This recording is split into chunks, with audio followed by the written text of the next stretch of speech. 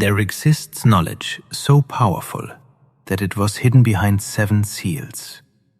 Not in temple dungeons, not in secret manuscripts, but in the most obvious place, in the body of every woman.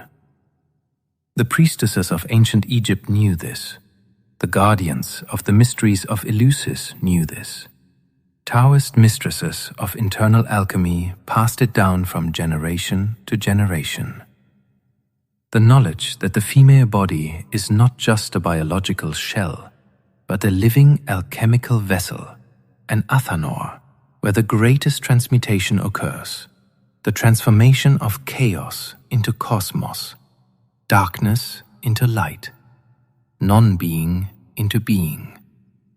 But this knowledge was dangerous, too dangerous, because a woman who owns her energy does not need external power. She herself becomes a portal through which the force of creation descends. She herself becomes temple, priestess, and goddess simultaneously. And therefore this knowledge was systematically destroyed. Temples were burned, priestesses executed as witches. Sacred practices were declared sin. The very word woman became synonymous with weakness. But fire cannot be completely extinguished. It can smolder under ash for centuries, only to flare up again when the time comes. And that time is now. Today we will reveal the 7 forbidden gates of feminine alchemy. 7 secrets that will transform you from someone who survives into someone who creates reality with their very presence.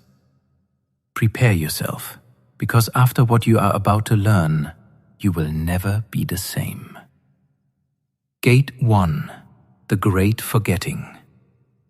To understand what was stolen, we must return to the beginning, to the very origins. In Hermetic teachings, the world is described through the principle of polarity. Everything that exists manifests through 2 poles, active and receptive, outgoing and receiving, celestial and earthly, yang and yin, sulfur and mercury, sun and moon, spirit and matter. Modern culture tells you that these poles are unequal, that yang is more important than yin, that action is more valuable than reception, that light is higher than darkness, that heaven is superior to earth. But this is a lie, the greatest lie ever instilled in humanity. In alchemy, without mercury, sulfur is barren. Without water, fire cannot transmute anything. Without earth, the seed of heaven has nowhere to sprout. Woman is the embodied principle of yin. She is not half of the whole. She is the necessary condition for any manifestation. Without her, nothing can pass from invisible to visible, from potential to actual, from spirit to matter. Have you ever wondered why in ancient cults the highest secret was called a mystery? From the Greek mysterion, something hidden, secret, closed. And this mystery was always connected with the feminine principle, with Demeter and Persephone in Eleusis, with Isis in Egypt, Shakti in India, Inanna in Sumer. Because woman is the keeper of the gates between worlds. Through her body, souls come into this world. Through her energy, ideas take form. Through her presence, chaos transforms into order. This is not a metaphor. This is a literal, energetic principle. But understand the problem. Such power cannot be controlled from outside. A woman who knows her nature needs no intermediaries. She doesn't need priests to speak with the divine. She doesn't need kings to have power. She doesn't need philosophers to understand the structure of the world. She herself is a living temple, a microcosm reflecting the macrocosm. And that's exactly why this knowledge was destroyed. Not immediately, gradually, methodically, through centuries of implanting one idea. Woman is inferior. Woman is the source of sin. Woman is a weak vessel. Her body was declared impure, her cycles a curse, her intuition dangerous, her sexuality a sin, her need for solitude strange, her connection to the invisible witchcraft. And woman forgot who she truly is. She began to copy masculine energy because masculine energy was declared correct. She began to act according to the laws of yang, denying her yin. She began to shine outward when her nature is to shine inward. And what happened? An energetic short circuit. Mass. Global. Millions of women live in a state of chronic exhaustion. They cannot understand why, having everything, career, relationships, achievements, they feel empty. Why every morning they wake up more tired than when they went to sleep. Why their bodies hurt. Why their souls scream. Why their lives don't work out despite all efforts. The answer is simple and terrifying at the same time. They're trying to be the sun, forgetting they are the moon. They're trying to be fire, not remembering they are water. They're trying to be heaven, denying they are earth. But water cannot burn, the moon cannot shine like the sun, earth cannot fly. Each force has its own laws, each energy has its own principles, each polarity has its own path. And the first step to reclaiming power is to remember. Remember who you are, not by someone else's standards, not by social norms, but by cosmic design. You are embodied yin, living Mercury, sacred darkness from which light is born, the abyss containing all possibilities. And this is not weakness. This is the greatest power in the universe. Gate 2. The Athanor within. In alchemy, there is a sacred vessel, the Athanor, the furnace where the great work occurs, the transmutation of lead into gold, the transformation of crude matter into the philosopher's stone. And every woman has her own internal Athanor. It is located in the pelvic area, in the sacral space where the uterus and ovaries are located, the energetic center that Taoists call the lower Dantian and Hindus call Swadhisthana. These are not just reproductive organs. This is an alchemical laboratory. Here, raw life force transforms into creative energy. Here, desire transmutes into intention. Here, potential becomes reality. But in most women, this Athanor is cold, dark, forgotten. Why? Because fire can only burn in the Athanor under certain conditions. And the first of these conditions is peace, safety, relaxation. Alchemical treatises constantly say, haste is the enemy of the great work. You cannot accelerate transmutation by force. You cannot make lead become gold through violence.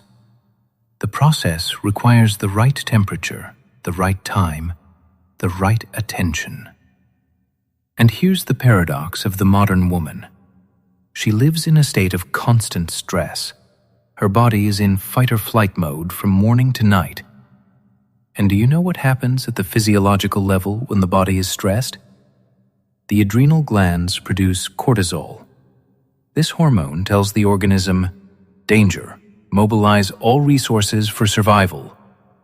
And the first thing that shuts down is the reproductive system.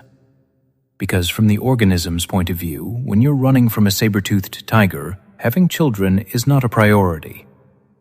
But the problem is that the modern woman is not running from a tiger. She's running from a to-do list, from others' expectations, from her own inner critic. And this race never ends. Her adrenals work to exhaustion. Her reproductive system is in sleep mode. Her Athanor is cold. And without fire in the Athanor, there is no alchemy, no transmutation, no feminine power. Because feminine energy is not a mental concept. It is a living force generated in the body, specifically in the pelvic area, in this sacred cauldron. Taoist mistresses knew this. They called this area the gate of life and death, the sea of qi, the source of primordial energy. And they had specific practices for awakening this center. Not abstract meditations, concrete work with the body, breath, attention. Practice 1. Returning warmth to the Athanor. Lie on your back, knees bent, feet on the floor, hip width apart. Place your palms on your lower abdomen, below the navel. Simply feel this place under your hands. Breathe deeply, directing breath into this area. Imagine that with each inhale, you breathe in warmth, and it accumulates under your palms, as if you're fanning coals that have smoldered under ash. Do this for at least 10 minutes every day, best in the morning, right after waking. What will begin to happen? First, you'll simply feel physical warmth, then tingling, light pulsation. This is a sign that energy is starting to move. But this is only the beginning. For the Athanor to truly work, you need to remove the blocks that obstruct the flow of energy. And here we approach a secret that was carefully hidden. In a woman's pelvic area, not only energy is stored, emotions are stored there. Traumas, fears, shame. Everything you were told about your body, everything you heard about female sexuality, all the prohibitions imposed on your nature, all of this is recorded there, in muscles, in fascia, in cellular memory. Your body is a source of sin. Menstruation is a curse. Sexual desire is shameful. Being a woman means suffering. These programs work like energetic blocks. They literally block the flow of power. And to reclaim power, you need to dissolve these blocks physically. Practice 2. Alchemical pelvic movement. Remaining in the same position on your back, knees bent, begin to slowly move your pelvis. Tilt it forward and back very slowly, as if drawing a semicircle in the air with your tailbone. On the inhale, pelvis goes forward, lower back presses to the floor. On the exhale, pelvis goes back, an arch appears in the lower back. And observe where it's tight, where it hurts, where there's resistance. Don't try to overcome it by force. Just breathe into these places. Allow the tension to dissolve. Emotions may come. Sadness, anger, fear, shame. This is normal. What has been locked inside for years, maybe your whole life, is coming out. Don't stop the process. Don't try to control it.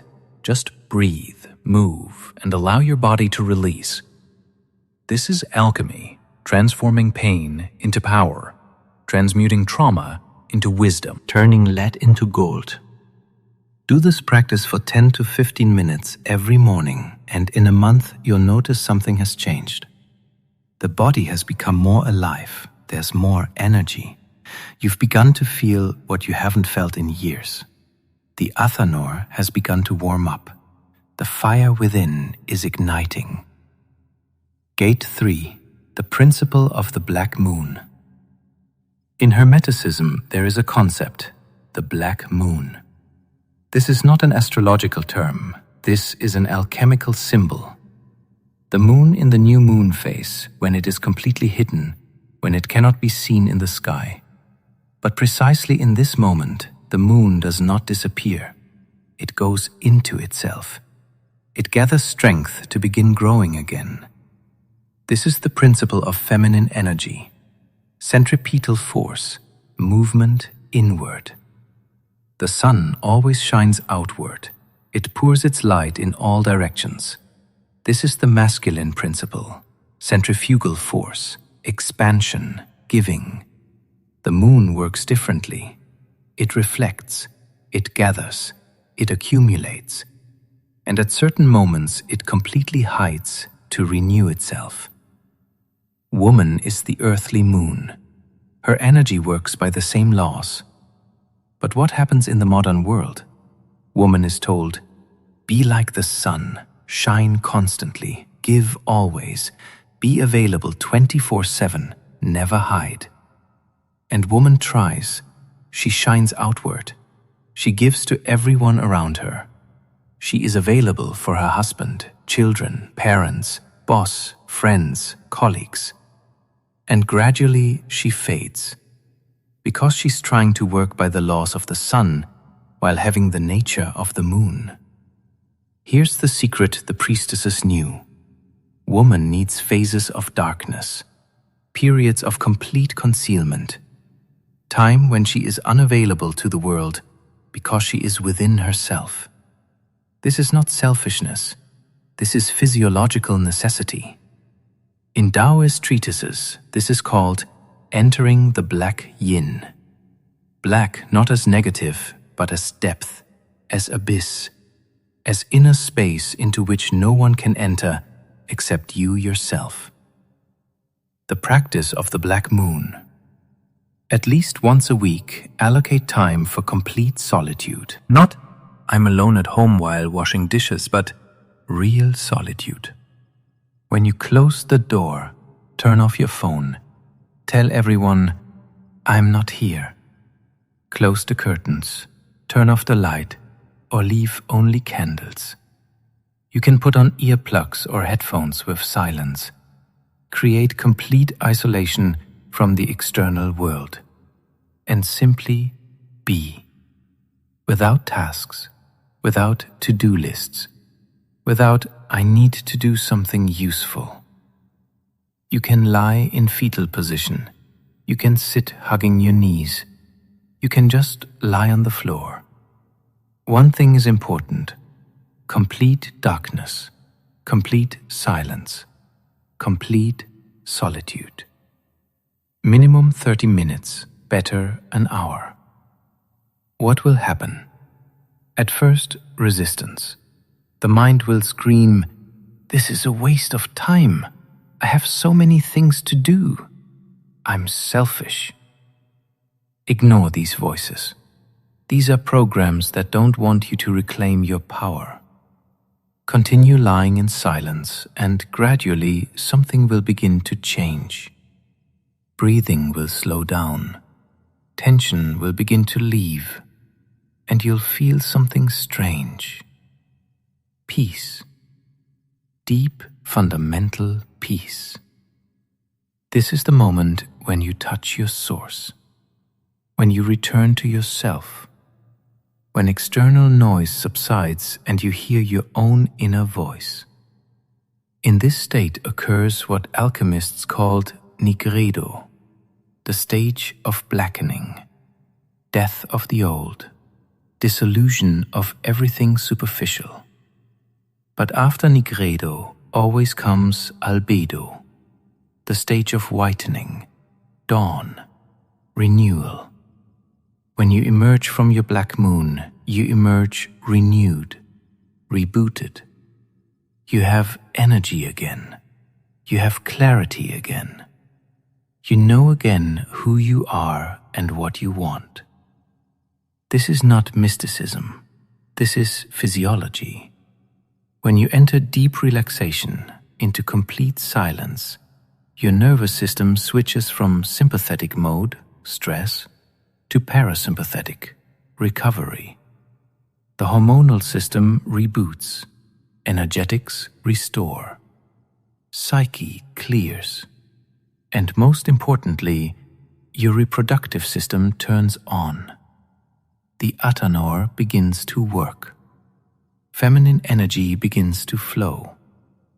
It's especially critically important to practice the black moon during menstruation. Taoists always said, the cycle is a woman's sacred time of maximum withdrawal into oneself. Previously, in all traditional cultures, this was understood. Women during their cycle were freed from work. They went to a separate room. They spent this time in meditation, in peace, in connection with the invisible. Because in this moment, the veil between worlds is thinnest, intuition is sharpened, connection with Source is maximum. But modern culture says, endure and work, take a pill and pretend nothing is happening. And woman loses the most powerful days of her cycle, days when she could receive insight, days when she could purify herself, days when she could reboot at the deepest level. We claim this right, the right to the black moon, the right to darkness, the right to solitude. This is not whim, this is necessity. This is the law of your energy. And when you begin to observe this law, you'll notice burnout passes, exhaustion disappears. You stop aging so quickly. Because burnout for a woman equals aging, literally at the cellular level. And regeneration, restoration, eternal youth, these are the result of correct flow of feminine energy. Energy that feeds on darkness, silence, depth. The black moon is your source. Don't forget to return to it. Gate 4. The sacred gates of the womb. Now we touch upon knowledge so ancient and so hidden that even mentioning it was dangerous. This is knowledge about the womb as a mystical organ. In modern medicine, the womb is just a reproductive organ, a place where a child is carried, that's all. But in temple mysteries of all ancient cultures, the womb was understood completely differently. It was a portal, gates between worlds, a point through which the invisible becomes visible. In Egyptian texts, the womb was called the House of Creation. In Taoism, the Palace of the Jade Jewel. In Tantra, Yoni, which means sacred source. Why? Because the womb is the only place in the human body where new life is created, where from 2 cells an entire person forms, where spirit enters matter. This is literal alchemy, transformation of the invisible into the visible, transmutation of the celestial into the earthly. And the priestesses knew this force works not only for creating children. This force can be directed to creating anything: a project, a relationship, abundance, healing, reality. In tantric texts, there is a concept, ojas, the finest essence of creative energy. When sexual energy is not squandered mindlessly, but transmuted consciously, it transforms into ojas. And ojas is what gives magnetism, charisma, power of attraction. A person with a high level of ojas literally glows. Their presence changes space.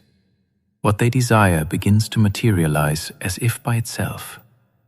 This is not mysticism. This is a description of a state when creative energy flows correctly. And in a woman, the center of this energy is the womb. Even if the womb is physically removed, the energetic center remains. Because this is not only a physical organ, this is an energetic vortex. But in most women, this center is asleep, or blocked, or working at minimum capacity. Why? Traumas, shame, suppressed sexuality, abortions, operations, violence, physical or emotional. Simply living in a culture that taught that this area is a source of sin. All these experiences settle in the womb and block its power. Practice, awakening the sacred gates. This practice requires caution. This is not something done once and forever. This is a gradual process. It begins with simple connection. Sit comfortably. Close your eyes. Place one hand on your heart, the other on your lower abdomen, on the womb area. and simply feel the connection between these two centers, heart and womb, love and creation, upper cauldron and lower cauldron. Breathe, imagining that with each inhale, energy descends from the heart down to the womb, and with each exhale, rises from the womb up to the heart. A circle is created. Circulation. Internal alchemical circulation, which Taoists called the small heavenly circle. Do this for 10 minutes every day. And talk to your womb. Yes, literally, mentally or out loud. Forgive me for forgetting about you. Forgive the shame I felt. Forgive me for not listening to you. I'm ready to hear you. I want to restore connection with you. This may seem strange, but the womb is not just tissue. It is living consciousness, an organ that has direct connection with your intuition, with your deep knowing. When you restore connection with the womb, you restore connection with your inner wisdom, with that part of you that knows without thinking, that feels truth before the mind begins to analyze. Second practice, activation through sound. In Tantra, there are bija mantras, seed sounds that activate specific energetic centers. For the sacral center, the center of creation, this is the sound Vam. Sit with a straight back, hands on the womb area. Take a deep breath and, on the exhale, extend the sound Vam. Not from the throat, from the belly, from the depths. Feel how this sound vibrates in the pelvic area. Repeat 9 times every day, best in the morning. This vibration literally massages the womb from inside. It awakens sleeping energy. It dissolves blocks. Third practice, dance. Not dance for spectators, dance for yourself. In your room, alone, turn on music with rhythm. Close your eyes and allow your pelvis to move. Circles, figure eights, waves, whatever your body wants. This is ancient language, the language through which women communicated with their power for thousands of years. Through belly dance in ancient Egypt, through ritual dances in temples of Isis, through shamanic movements of priestess healers. When the pelvis moves freely, energy flows freely. Blocks dissolve. Power awakens.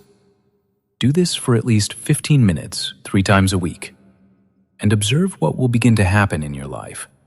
Synchronicities, attractions.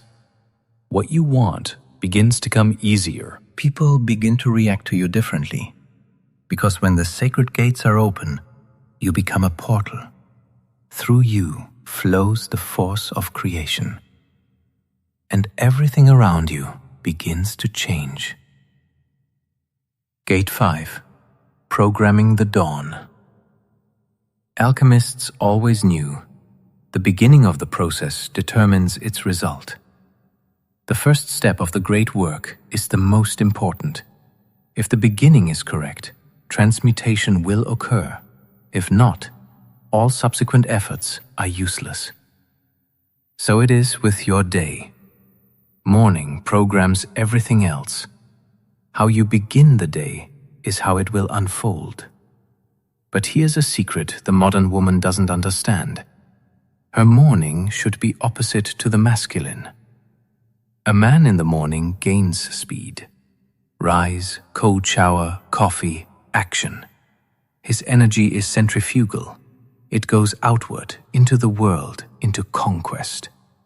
A woman in the morning should slow down, not because she's weaker, but because her energy is centripetal. She must first gather within before interacting with the external. In Hermetic texts, there is an expression, solve et coagula, dissolve and coagulate. First dissolution, return to chaos, to the primary state. Then coagulation, manifestation, crystallization. Morning for a woman is the time of solve, dissolution, when boundaries between sleep and waking are still blurred, when you're in the alpha state of the brain, when you're maximally open, receptive, connected with the invisible. And in this moment, you are most vulnerable. Any energy that enters this space will program your day. That's why the most catastrophic mistake is grabbing your phone immediately after waking. When you open your eyes and immediately look at the screen, you literally let foreign energy into your field. News, messages, social media, these are all other people's thoughts, other people's emotions, other people's problems. Your cauldron is empty. Your Athanor is cold. And the first thing you fill it with is someone else's noise. And then you wonder why the day passed in chaos, why you feel shattered, even though you did nothing, why you don't hear yourself, because in the morning you let the world in before you gathered yourself. The alchemy of dawn. It begins at the moment of waking. Rule 1. First 30 minutes after waking, only for you. No phones, no conversations, no external stimuli. Open your eyes. Don't get up immediately. Lie for a few minutes. Feel your body. Place your hands on your lower abdomen. Breathe deeply. With each inhale, imagine you're gathering your energies scattered during the night. With each exhale, ground yourself. Become denser, more present. Say to yourself, mentally or aloud, I return to my body. I gather my power. Today I listen to myself. Today I'm in flow. These are not affirmations in the usual sense. These are alchemical formulas, words of power that tune your energy to a specific frequency. Rule 2. Slow rising. Don't jump out of bed. Sit, stretch, feel every muscle. Stand slowly as if you're a sacred vessel filled with precious liquid that cannot be spilt, because that's exactly what you are. You are a vessel. Inside you is the elixir of life, and your task is to preserve it, not waste it. Rule 3. Ritual of water. The first thing that touches your body after sleep is water. Wash your face with warm water. Slowly, consciously. Feel every touch. Then drink a glass of water, not in one gulp, in small sips. Feel how water flows down the esophagus, how it fills the stomach, how it moistens every cell. Water is the feminine element. This is your ally. Every time you consciously interact with water, you strengthen your yin energy. Rule 4. Awakening the Athanor. 10 to 15 minutes on the practices we talked about. Breathing into the womb, moving the pelvis, or simply lying in silence with hands on the belly. This is warming up the internal cauldron. Without this step, you go out into the day cold, empty, unprepared. Rule 5. Only then the world. And only after these practices, only when you've gathered yourself, filled yourself, tuned yourself, can you open to the external world. Check your phone, talk with family, begin tasks. But now you interact with the world from the center, from fullness, from power, not from emptiness, from disarray, from weakness. Feel the difference? This entire ritual takes 30 to 40 minutes. You'll say, I don't have time. But here's the truth. If you don't have 30 minutes in the morning for yourself, you have nothing at all. Because the entire rest of the day, you'll be giving yourself to others, and by evening, only an empty shell will remain of you. 30 minutes in the morning is not luxury. It's an investment in your state, in your energy, in your life. And when you begin to practice the alchemy of dawn daily, you'll notice days become different, smoother, easier, as if everything begins to fall into place by itself, because you programmed the beginning correctly, and the process unfolds according to the correct formula. Gate 6. The Temple of Silence. There exists a secret known by all initiated women, from Vestal virgins to priestesses of Isis, from Taoist hermits to Christian mystics. This is the secret of sacred space. In every temple there is a holy of holies, a place where no stranger enters, where the main shrine is kept, where the most secret rituals are performed, and every woman must have her own temple. Material, physical, concrete, not a metaphorical inner temple, but a real place in the real world where she can retreat, restore, return to herself. In Taoist texts, this is called the Room of Silence. In alchemical treatises, the laboratory. In modern language, power place. But the essence is one. This is your base, your grounding point, your altar. Why is this so important? Because energy needs a container. You cannot simply accumulate power in a void. It needs form, structure, sacred space. When you have a physical place dedicated only to you and your practice, something magical happens. This place begins to resonate with your energy. It absorbs your intention.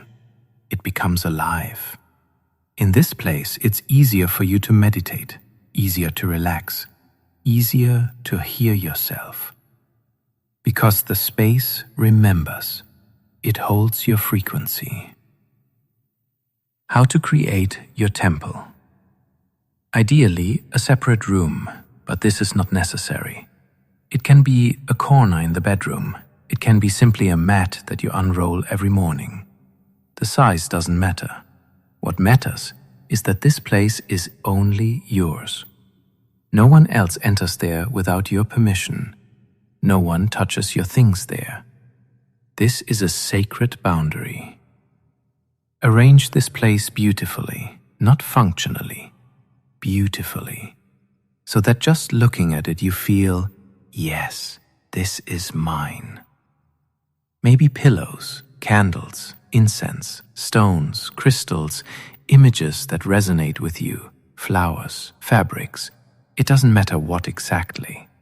What matters is that each thing has meaning for you, that each object is chosen consciously, with intention.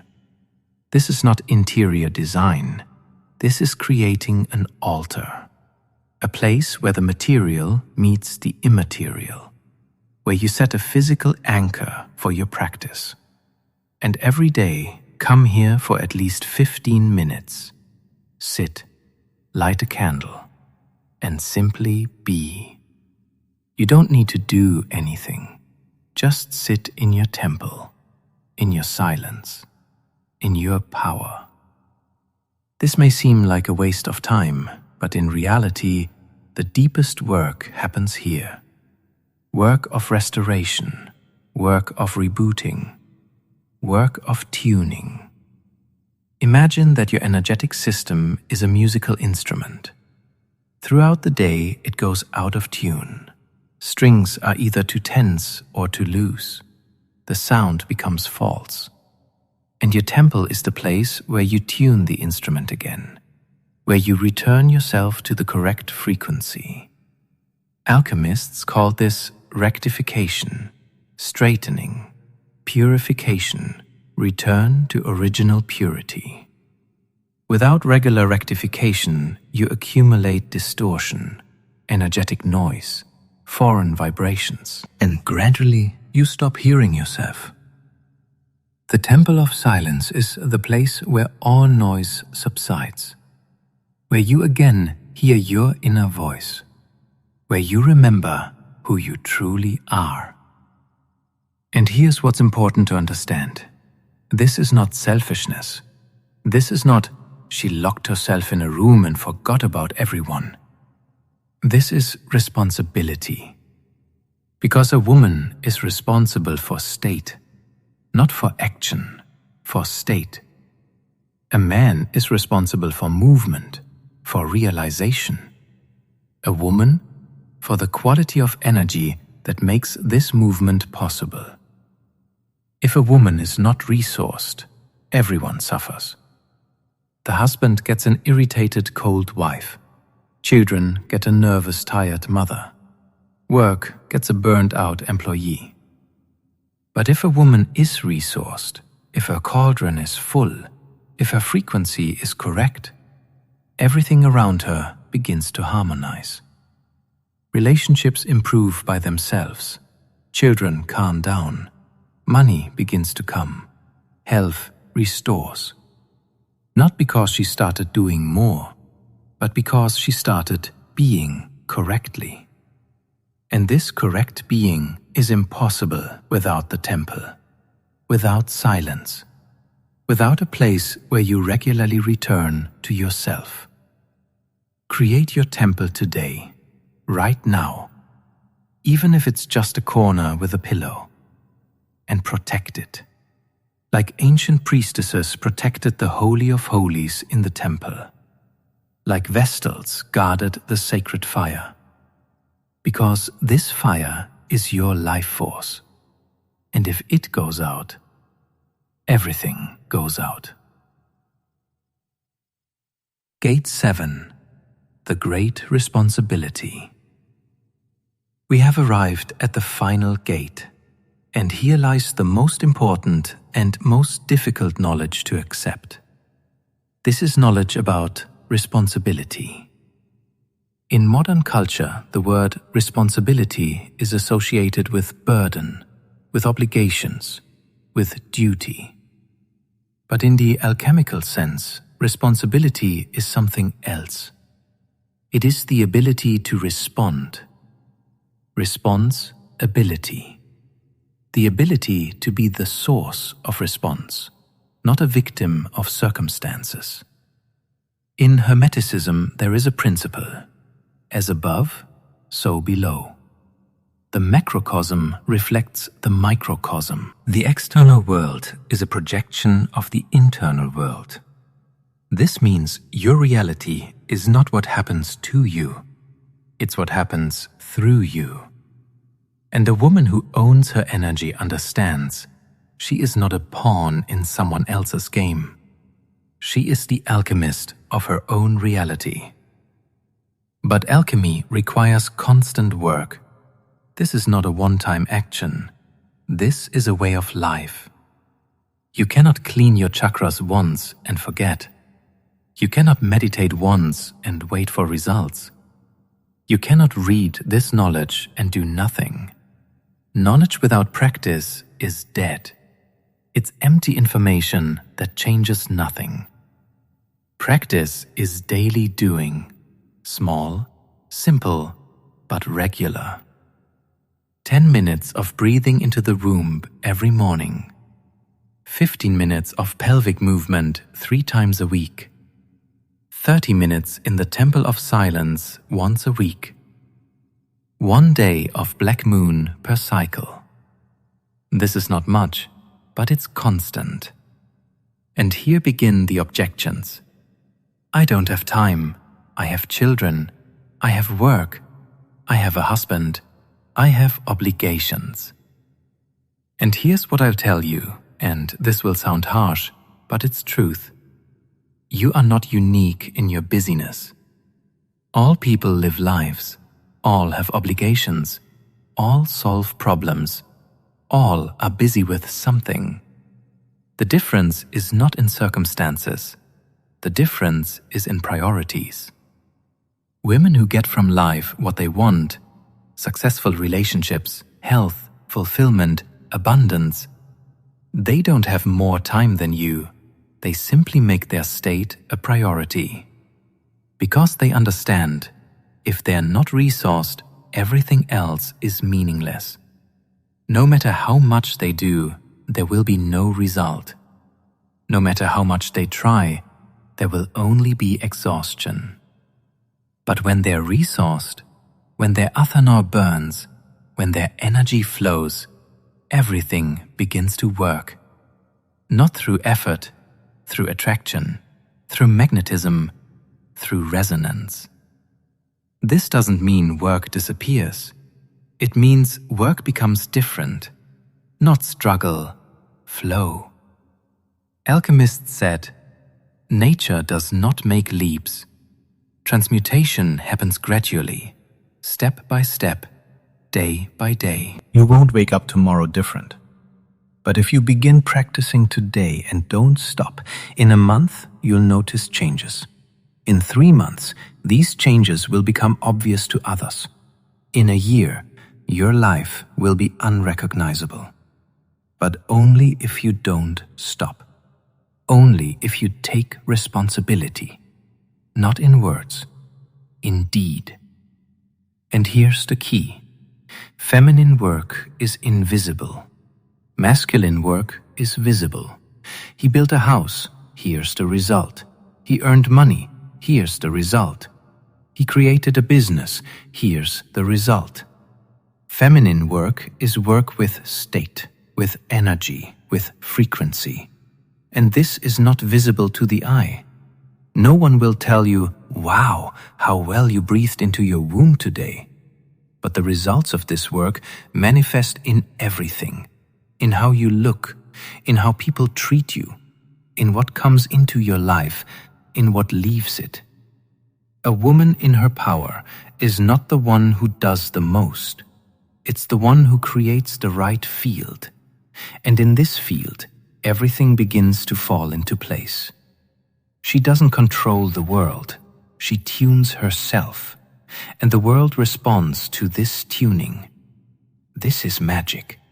Real, alchemical, not manipulation of the external, transformation of the internal.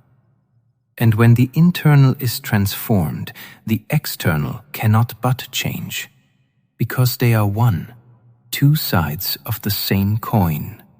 So the question is not whether you have time. The question is whether you're ready to take responsibility for your life, for your state, for your energy, because no one else will do this for you. No man will fill you. No money will give you peace. No external circumstances will return your power. Only you, only your practice, only your responsibility. And this is not burden, this is liberation, because when you understand that you are the source, you cease to be a victim. Conclusion. The return of the priestess. 7 gates passed, 7 secrets revealed. The great forgetting, understanding what was stolen. The Athanor within, awakening the internal cauldron. The principle of the black moon. The right to darkness and solitude. The sacred gates of the womb. Activation of the portal of creation. Programming the dawn. The alchemy of morning. The temple of silence. Creating sacred space. The great responsibility. Choosing the path. This is not theory. This is practical alchemy. Concrete steps that work, if you do them. But whether to do them or not is your choice. You can read this and forget. You can say, interesting, but I don't have time. You can return to your previous life, to previous exhaustion, to previous struggle. Or you can begin, today, with 1 practice, with 10 minutes in the morning, with creating your corner in the room. And if you begin and don't stop, something amazing will happen. In a month, you'll notice, there's more energy. You don't get as tired. You hear yourself better. In 3 months, people begin to react to you differently. Something in you has changed. They can't explain what, but they feel it. In 6 months, your life begins to change. What used to come with fight now comes easily. What used to be unattainable suddenly becomes possible. In a year, you look at your former self and don't recognize her, as if it was a different woman, tired, lost, forgotten herself. And now you're different. You remember. You know. You're in your power. This is not exaggeration. This is what happens when a woman returns to her source, to her energy, to her nature. Because feminine energy is not an abstraction. It's the most real force in this world. The force that creates life, that creates reality, that transforms everything around. And this force is inside you right now. It hasn't gone anywhere. It's just sleeping, waiting for you to awaken it. The ancient priestesses knew this. They owned this power. They were portals between worlds, alchemists of reality, keepers of secrets. And this knowledge didn't die. It was passed from generation to generation, from teacher to student, through centuries of persecution and oblivion. And now it has reached you. What will you do with it? Will you leave it as interesting information in memory?